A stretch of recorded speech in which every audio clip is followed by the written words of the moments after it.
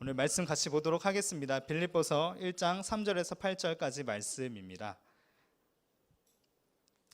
같이 한번 읽도록 하겠습니다. 내가 너희를 생각할 때마다 나의 하나님께 감사하며 간구할 때마다 너희 무리를 위하여 기쁨으로 항상 간구함은 너희가 첫날부터 이제까지 복음을 위한 일에 참여하고 있기 때문이라. 너희 안에서 착한 일을 시작하신 이가 그리스도 예수의 날까지 이루실 줄을 우리는 확신하노라. 내가 너희 무리를 위하여 이와 같이 생각하는 것이 마땅하니 이는 너희가 내 마음에 있음이며 나의 마음과 복음을 변명함과 확정함에 너희가 다 나와 함께 은혜에 참여한 자가 됨이라. 내가 예수 그리스도의 심장으로 너희 무리를 얼마나 사모하는지 하나님이 내 증인이시니라. 아멘. 오늘 이 말씀을 가지고 그리스도의 심장이라는 제목으로 말씀 나누고자 합니다. 여러분들 심장을 좋아하시나요? 이상한 질문이죠. 순대 속에 있는 염통도 아니고. 사진 하나 보여주시겠습니까? 우리 심장은 영어로 heart라고 합니다. 우리는 심장을 이런 하트 모양으로 많이 표시하곤 하죠. 요즘 저희 딸은요, 이제 말문이 막 트이고 있습니다. 그래서 되게 귀여운데요. 요즘에 하트 모양을 길 가다 보기만 하면 하뚜를 이렇게 좀 얘기합니다. 보신 분도 계실지 모르겠어요. 그리고 집에서는요, 저에게 이제 펜하고 이제 색연필 갖다 주면서 아빠 하뚜 제가 잘 못 따라하겠네요. 이렇게 저에게 계속 막 요청을 합니다. 이 하트 모양을 그려달라고 저에게 뚫는 것입니다. 이선은 저희 딸은 왜 이렇게 하트 모양을 좋아할까 생각해 보니까 저랑 아내가 이서에게 사랑한다고 얘기할 때 우리 딸아 이렇게 사랑해, 이렇게 사랑해, 이렇게 사랑해, 이렇게 하트 모양으로 항상 표현을 하고 있었더라고요. 그래서 아마도 이서에게 이 하트는 엄마의 아빠의 사랑과 같지 않을까. 그래서 저에게 자꾸 하트 그려달라고 하는 건 아닐까. 혼자 추측해 보았습니다. 이성은 알겠죠? 그리고 저도 가끔 이서에게 이서야 아빠 사랑해? 하고 물어보면요, 이서가 두 팔 이렇게 뒤로 올려서 사랑해? 사랑해는 안 하고 그냥 이러는데 하트를 표시하는 것 같아요. 그럼 저는 그 이서의 심장 모양인 하트를 보고 저의 심장도 녹아내립니다. 같이 경험할 수 있으면 좋을 텐데. 아마 근데 저만 느끼겠죠? 아마 대부분 자녀를 기려보신 분들은 그런 경험이 있으실 것 같습니다. 또 요즘에는 사랑을 하트를 이렇게 작게 표현하기도 하죠. 어떤 분은 뀨라고 하시더라고요. 뀨 이렇게 하신 분도 계시고. 성경에 보니까 이 하트를 참 좋아했던 사람을 발견하게 되었습니다. 바로 사도 바울이죠. 이분 특히 예수 그리스도의 하트를 참 좋아하셨던 분인 것 같습니다. 우리 8절 말씀을 다시 한번 더 읽어보길 소망합니다. 내가 예수 그리스도의 심장으로 너희 무리를 얼마나 사모하는지 하나님이 내 증인이시니라. 바울에게는 이 심장으로 사모하는 무리가 있었습니다. 여기서 심장은 헬라어로 스플랑크논이란 단어를 사용하고 있습니다. 내장, 허파, 심장, 이 속에 있는 기관들을 뜻한다고 하네요. 그러니까 이 스플랑크논은 생명을 유지해주는 아주 중요한 기관을 뜻하는 것이죠. 그러니까 내가 당신을 심장으로 사랑한다는 것은 가식적인 말이 아닌 것이죠. 그냥 입에 발린 소리가 아니라 나의 온 심장이 바운스 요동할 정도로 당신을 나의 깊숙한 곳에서부터 아끼고 사랑합니다. 내가 당신을 참으로 기뻐합니다. 당신의 존재 자체가 저에게 큰 웃음이 됩니다. 이런 표현이 내가 당신을 심장으로 사랑한다는 것이 아닐까라고 생각하게 됩니다. 우리도 이런 표현 자주 사용하죠. 엄청 귀여운 것을 보거나 엄청 예쁜 걸 보면은 심장이 막 아려, 아파와 이런 표현을 하기도 하고, 또 얼마 전까지는 심쿵이라는 단어가 되게 유행했었던 것 같아요. 요즘 좀 덜 쓰는 것 같은데 엄청 멋진 이제 배우를 보면 심쿵. 우리 멋진 목사님 보면 심쿵. 할렐루야.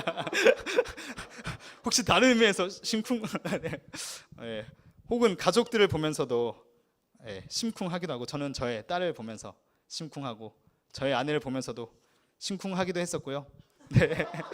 지금도 심쿵합니다. 여전히 앞으로도 언제나 심쿵할 것입니다. 네, 큰일 날 뻔했네요. 제가 아내 얘기할 때마다 집에 가서 이제 혼나가지고요. 이제 조심해야겠다는 생각을 하게 됩니다. 네, 혹시 여러분들도 성도님들도 가족을 보시면서 심쿵하고 계십니까? 아멘. 네, 사랑하는 심쿵 혹은 심쿵 오늘도 심쿵 심장이 떨어지겠네. 네, 속 터지면 심쿵이 있을 수도 있겠네요. 어쨌든 우리 여기 보면은 네, 이런 말씀이 적혀있네요. 저희 현수막에 그리스도의 심장으로 같은 마음을 품고. 오늘 우리가 이 말씀을 같이 묵상하면서 그리스도의 심장을 품고 그리스도의 심쿵 그 마음을 함께 품는 시간이 되길 소망합니다. 바울은 빌립보서 서신을 통해서 아주 담대하게 또 굉장히 사적으로 사랑 고백을 하고 있습니다. 다른 서신서들과는 좀 다른 모습을 보입니다. 내가 예수 그리스도의 심장으로 여러분을 사모합니다. 이게 진짜 사모하는 마음이 아니었었다면 감히 이렇게 모두가 보는 편지에 이렇게 적지 못했을 것 같습니다. 1절 8절 하반절을 함께 더 보길 원합니다. 얼마나 사모하는지 하나님이 내 증인이시니라. 바울의 진심이 느껴지지 않으세요? 저는 감히 이런 표현 쉽게 못 쓸 것 같습니다. 하나님이 우리 마음의 중심을 다 꿰뚫어 보시는 분인데 내가 감히 하나님을 증인으로 세우면서 내가 여러분을 사랑하는 것이 진실입니다 라고 고백하는 것이 참 대단한 사랑인 것 같습니다. 저는 윤동주 시인의 그 유명한 시 있죠? 서시가 생각나더라고요. 하늘로 우러러 한 점 부끄러움이 없기를. 이런 한 점 부끄러움 없는 사랑으로 바울이 빌립보 성도님들을 사랑했었습니다. 이 바울의 한 줄 고백이 저에게 던져주는 무게감, 우리에게 도전하는 무게감이 상당한 것 같습니다. 우리 성도님들께는 이렇게 심장으로 사랑하고 계시는 우리 주변에 형제 자매님들이 계십니까?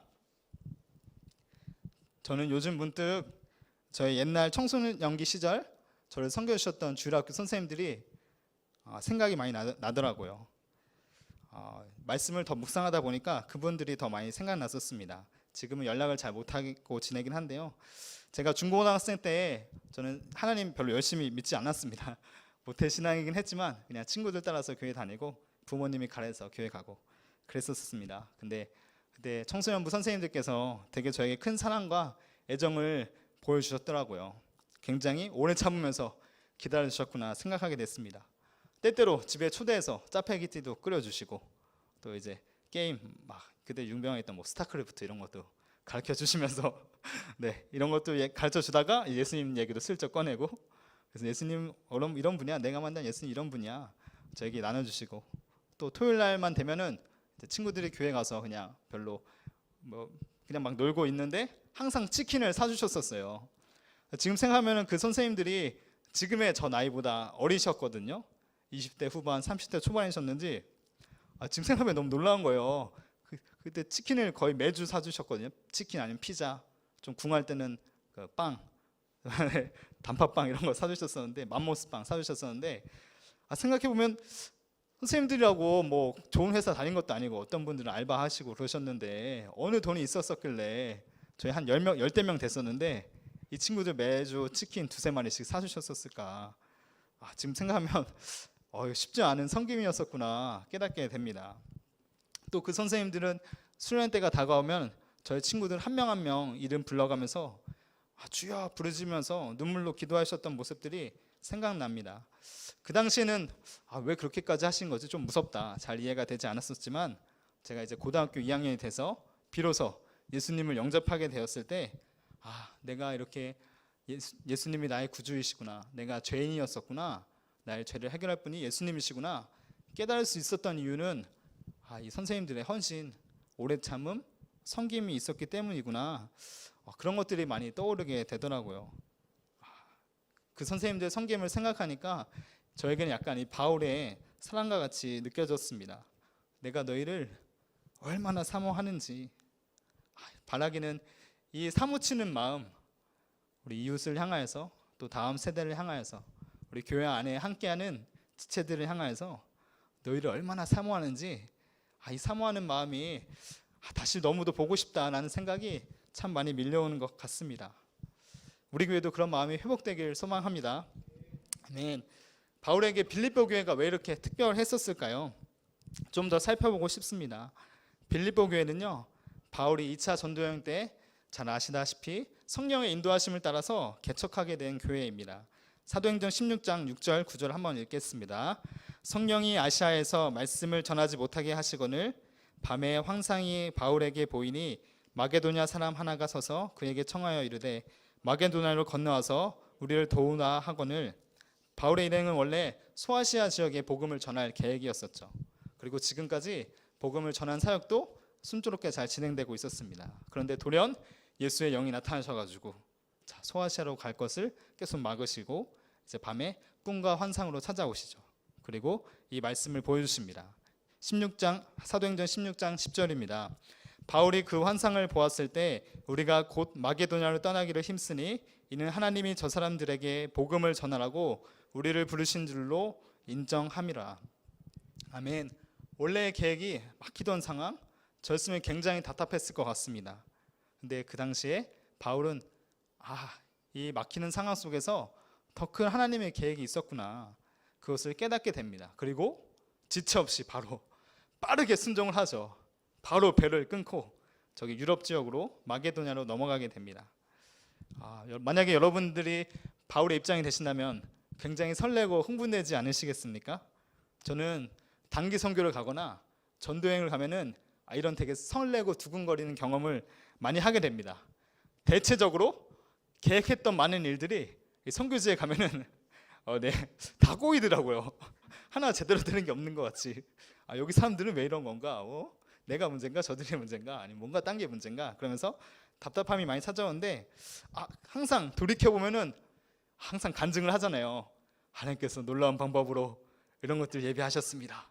우리가 기대하지 못했던 저런 사람들을 만나게 하셨습니다. 정말 저도 그런 경험들이 많이 있습니다. 성도님들도 돌이켜보면 그러시죠. 그래서 전도행, 이렇게 성령의 인도하심을 전적으로 신뢰할 수밖에 없는 그 상황 속에서는 누구를 만날까? 누구에게 예수 그리스도의 복음을 전하게 될까? 그 묘한 설레임과 막 떨리는 마음이 찾아오는 것 같습니다. 바울도 이런 기대감 속에서 오늘 루디아를 만나게 되죠. 자색 옷감 장사였던 루디아를 만나게 됩니다. 이전까지의 전도행을 살펴보면 바울은 항상 유대인의 회당에서 예수 그리스도를 전하였었습니다. 그런데 이 빌립보 지역에서 루디아를 만난 장소는 회당이 아니라 성 밖에 있는 강가 주변이었었습니다. 사도행전 16장 13절 말씀입니다. 안식일에 우리가 기도할 곳이 있을까 하여 문 밖 강가에 나가 거기 앉아서 모인 여자들에게 말하는데, 이 말씀을 근거로 봐도 당시 빌립보에서는 회당이 없었구나 알 수 있었죠. 기록에 보면은요, 유대인의 회당이 있기 위해서는 유대인 남자 10명이 넘게 있어야 한다고 합니다. 그러니까 빌립보에는요, 유대인 남자 10명이 없었던 것이죠. 그리고 이 지역에는 퇴역한 로마 군인이 굉장히 많았다고 합니다. 그들은 로마에 대한 굉장한 자부심을 갖고 있었던 아주 철저한 이방인의 도시였었습니다. 자부심이 넘치는 성이었었습니다. 바울은 그곳에서 이런 낯선 곳에서 이렇게 로마의 자존심이 팽배한 곳에서 주님 날 이곳으로 부르셨는데 오늘 내가 만나게 될 사람은 누구지? 내가 이 예수님의 심장을 전할 대상은 누구지? 굉장히 고민하다가 딱 만났던 여인이 하나님을 경외하는 여인 루디아였었던 것이죠. 이방인 중에 하나님을 경외한 사람을 또 만나게 된 것입니다. 마치 고넬료를 만난 것 같은 사건이 바울에게도 일어났던 것이죠. 그리고 바울이 루디아에게 예수 그리스도의 복음을 전했을 때 루디아도 예수님을 영접하고 또 그의 가족도 예수 그리스도의 복음을 영접하게 됩니다. 그렇게 시작하게 된 교회가 이 유럽의 첫 교회 빌립보 교회였습니다. 그러니까 바울에게는 굉장히 특별한 교회였을 것 같아요. 낯선 새로운 땅에서 하나님이 열매 맺게 하신 그 복음의 결과들, 그 성도들이 있는 곳이 빌립보 지역이었습니다. 그러면서 주님이 나를 이방인의 사도로 세우신 것이 진짜 맞구나, 내가 순종하니까 이 일들이 일어나는구나, 바울은 고백했을 것 같습니다. 만약에 그 당시 저를 선교주셨던, 옛날에 저를 선교주셨던 그 청소년부 선생님들이 지금의 저를 본다면 아마 기뻐하지 않으실까 실망하지 않으실 것 같아요. 아, 수봉아, 너 그때 지질이 말 안 듣더니 지금은 너가 예수 그리스도를 따르는 이 삶에 헌신하고 있구나. 그때 내가 너에게 치킨 피자 사준 게 헛된 게 아니었구나. 제가 연락 한번 드려야겠다는 생각이 들었습니다. 말씀 준비하면서. 그런 기쁨이 있는 것 같습니다. 바울은 또 이 빌립보 지역에서 옥에 갇혔다가 풀어나기도 합니다. 귀신 들린 자를 쫓아냈다가 옥에 갇히게 되죠. 그런데 신라와 함께 그 옥 안에서 기도와 찬송하던 중에 지진이 일어나고 옥문이 열리고 간수가 막 자극을 하려고 하고, 근데 그 간수에게 복음을 전했더니 갑자기 간수가 하나님을 영접하고, 또 그 간수의 가족들도 복음을 영접하고, 막 이런 놀라운 이방인들이 예수님을 그냥 뚝뚝뚝뚝 믿어가는 이 기적의 역사들을 계속 보게 됩니다. 바울이 성령의 인도하심에 순종하며 나아갔더니 이런 놀라운 일들을 보게 되는 것이죠. 저는 이런 모습을 보면서 어떻게 우리 안에 다시 한 번 더 예수 그리스도의 십자가의 그 심장을 회복할 수 있을까? 그것은 성령의 인도하심에 민감하게 반응하면 되는구나 묵상하게 되었습니다. 오늘도 우리가 어떤 사람을 만날까? 어떤 성도님들에게 다가갈까? 누구에게 위로를 전할까? 나의 계획을 세우는 것도 중요하지만 때로는 하나님, 저에게 기도하는 중에 깨닫게 하여 주시옵소서. 주님, 제가 저의 섬길 수 있는 사랑이 필요한 지체들, 그런 다음 세대들, 그런 청년들, 그런 어려운 이웃들 주님 만나게 하여 주시옵소서. 주님 말씀해 주시면 제가 그들에게 다가가겠습니다. 이런 고백을 하다 보면은 주님께서 우리에게 이런 놀라운 순종의 역사들을, 또 그로 인한 열매들을 보게 하실 줄 믿습니다. 우리가 그런 열매들을 눈으로 직접 보기 시작할 때 우리 안에 점점점 이 예수 그리스도의 심장이 다시 회복될 거라 믿습니다. 아멘. 그래서 바울은 그들 향한 이 애틋한 마음을 숨기지 않더라고요. 빌립보서 1장 7절에 또 이렇게 기록되어 있습니다.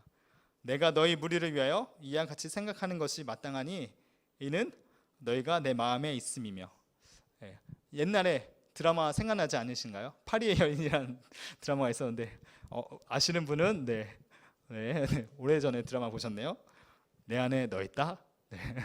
주인공이 이렇게 애인에게 고백하죠. 여러분, 성경적인 고백이었습니다. 다시 한 번 더 우리 안에 누구 있는지 한번 생각해 보면 좋겠는데요. 잠시 내 안에 원수가 있으십니까? 다시 만나 이분은 다시 만나지고 싶지 않은데 그런 사람이 있습니까? 아니면 바울처럼 나의 열매들, 나의 수고와 눈물과 헌신으로 섬겼던 그 지체들 우리 마음에 있는지 한번 오늘 밤에 생각해 보았으면 좋겠습니다. 누가 우리의 가슴 속에 자리 잡고 있습니까? 바울은 계속해서 증언합니다. 계속 이 8절이 너무 좋아서 계속 읽게 되네요. 내가 예수 그리스도의 심장으로 너희 무리를 얼마나 사모하는지 하나님이 내 증인이시라. 여기에 쓰인 심장이 헬라어 스플랑크논이라고 말씀드렸습니다. 저도 발음하기 어렵네요. 근데 이 단어 어디서 많이 들어보신 것 같지 않으신가요? 복음서에도 많이 등장합니다. 예수님께서 종종 사용하셨던 단어입니다. 스플랑크 니조마이. 아까 말씀드린 것의 동사 형태라고 합니다. 우리말로는 주로 불쌍히 여기셨더라 이렇게 번역되어 있습니다. 그러니까 스플랑크노는 명사고 스플랑크 니조마이는 동사인 것입니다. 예수님은 목자 없는 양들, 그 무리들을 보시면서 스플랑크 니조마이 하셨습니다. 불쌍히 여기셨습니다. 나인성 한 가부에 그 외아들이 죽은 것을 보고 주님 불쌍히 여기셨습니다. 또 나사로의 죽음 앞에서 불쌍히 여기셨습니다. 그냥 입으로만 슬프다, 안 됐네 이 정도가 아니라 예수님의 창자가 끊어지실 듯, 예수님 심장이 찢어지실 듯 그들의 죽음과 슬픔에 공감하셨다는 것입니다. 예수님께서 하셨던 비유 중에 탕자의 비유가 있습니다. 탕자가 아버지의 유산을 물려받고 혼자 가산을 다 탕진하고 다시 투벅투벅 쥐엄열매 먹다가 아버지께로 돌아왔을 때 아버지께서 멀리서 터벅터벅 걸어오는 그 탕자의 모습을 측은히 여기셨습니다. 그 측은히 여기셨다는 마음도 스플랑크 니조마이입니다. 그 측은히 여긴 마음 때문에 아버지는 자신의 어떤 체면도 다 뒤로 하고 달려가서 그 길 잃은 탕자를 안아주고 가락지를 끼우고 옷을 입혀줍니다. 이렇듯 성경에는 예수 그리스도의 이 스플랑크디조마이, 불쌍히 여기는 마음, 이것이 가득 등장한 것을 보게 됩니다.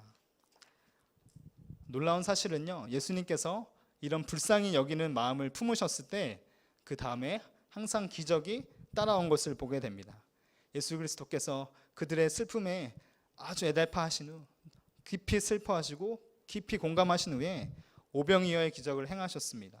그 다음에 과부의 아들을 살리셨고요, 나사로를 살리셨습니다. 이 심장이 들끓는 애통함, 이 심장이 들끓는 마음으로 잃어버린 세대에 대한 그 마음을 갖게 되었을 때 기적이 일어나는 것이죠.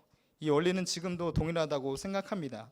우리가 다음 세대에 대한 비전을 얘기하고 우리가 다음 세대에 대한 기도를 외치고 있다면 우리에게 회복되어야 할 것은 이 스플랑크 니조마이, 심장으로 애끓는 마음, 심장으로 뜨겁게 그들을 위하고 그들을 위하여 눈물 흘리고 그들의 길 잃어 방황하는 모습에 애통하는 마음이 우리 안에 다시 자리 잡아야 할 줄로 믿습니다.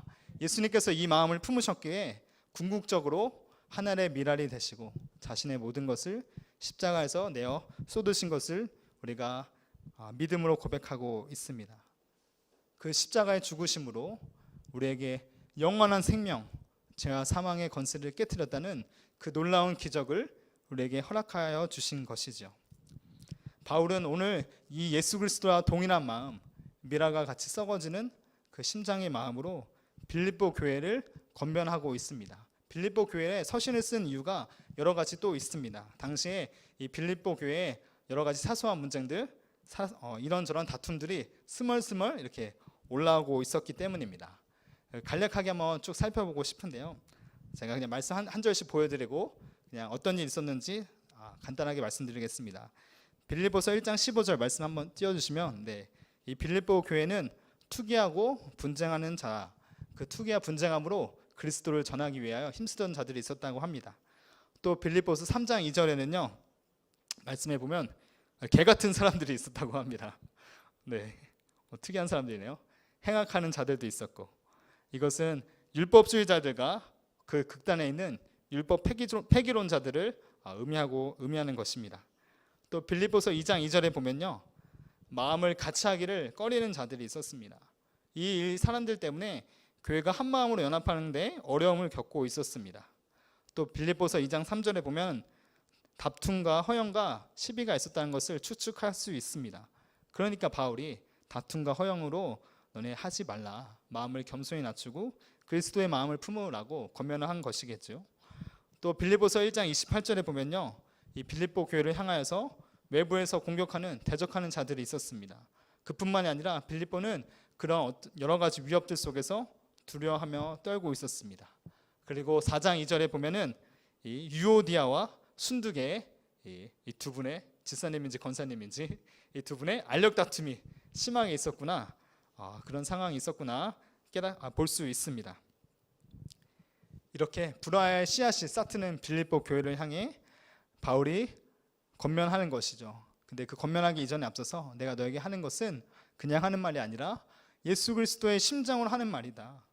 내가 예수 그리스도의 심장으로 너희를 낳았듯이 너희가 예수 그리스도의 심장을 받아주었으면 좋겠다. 내가 예수의 심장으로 너희의 문제를 해결하고자 원한다. 아마 빌립보 성도들은 이 바울의 이 고백을 보았을 때 바울이 그들과 함께 했을 때 섬겼던 바울의 진실한 사랑, 헌신, 섬김, 열정을 떠올릴 수 있었을 것입니다. 마치 제가 옛날 저를 섬겨주셨던 그 주일학교 선생님들 떠올리듯이 말입니다. 그러면서 빌립보 성도들은 바울의 사랑 이면에 있는 그 근원이 무엇인가, 근본됨을 취하지 않으셨던 하나님이셨지만 낮아지셨던 예수 그리스도의 사랑이 우리를 향하여 지금 온전히 흐르고 있구나, 그 사랑 안에서 다시 시작할 수 있겠구나, 저는 소망을 보할 수 있었다고 믿습니다. 사랑하는 성도님들, 점점점 이 세상 속에서 신앙을 지키고 또 이 그리스도의 교회를 아름답게 가꾸어 가는 것이 참 쉽지 않은 것 같습니다. 점점 교회의 고령화가 이루어지고 있고, 문제는 다음 세대의 이 신앙의 유업을 이어갈 씨앗들이 사라진다는 것에 있습니다. 참 가까이서 대학생들 지켜보면, 우리 청소년들 지켜보면은 초등학생들도 마찬가지고요. 그 유튜브 환경 속에서 수많은 메시지들이 성경과 전혀 관련 없는 메시지들이 그들의 사고를 뒤범벅시키고 전혀 경건한 것, 살아있는 생명의 말씀을 찾지 않도록 온갖 방법으로 공격하고 있습니다. 참 이런 시대에 예수 그리스도의 복음을 세워나가는 것이 어려운 일인 것 같습니다. 앞으로 가면 갈수록 이 일이 심해질 것은 자명한 것 같습니다. 유럽 교회도 미국 교회도 그 부흥의 시절을 겪고 쇠락의 길을 거쳐서 이제 많은 교회들이 술집을 변한 상황이 되었었죠. 제가 최근에 본 기사에 따르면 한국에도 드디어라는 표현이 좀 이상한데 한 교회가 술집으로 변모했다고 합니다. 그런 교회가 우리 한국에도 나타나게 된 것입니다. 참 위기의식을 많이 느끼게 됩니다. 그런데 오늘 이 빌립보서의 말씀을 다시 붙잡게 되므로 저는 소망을 꿈꿀 수 있다고 생각합니다. 우리가 예수 그리스도의 심장을 회복한다면 예수님께서 그 애통하는 마음으로 백성들을, 무리들을 품으셨을 때 기적이 일어났었던 것처럼 우리가 다시 한 번 더 다음 세대를 향한 그 애통하는 마음, 혹은 우리 주변에 있는 어려운 이웃들을 향한 마음, 예수 그리스도를 알지 못하는 그 어둠 가운데 죽어가는 그 영혼들을 향한 다시 한 번 더 애끓는 마음, 혹시 우리 안에 이것들이 잊어버려졌었다면 우리가 반드시 다시 회복하여 붙잡기 시작할 때, 부르짖기 시작할 때 주께서 기적을 이루실 것을 저는 믿습니다. 그래서 우리가 이 시간에 이 마음을 붙잡고, 주님, 우리 땅 안에 이 강북 지역에 특별히 우리 교회를 사용하셔서 이 예수 그리스도의 심장을 회복하여 주시옵소서. 그래서 우리를 통하여 다시 한 번 더 주의 긍휼이 이 땅 가운데 흘러가도록 주님 우리를 사용하여 주시옵소서. 이렇게 기도할 수 있는 밤이 되었으면 좋겠습니다.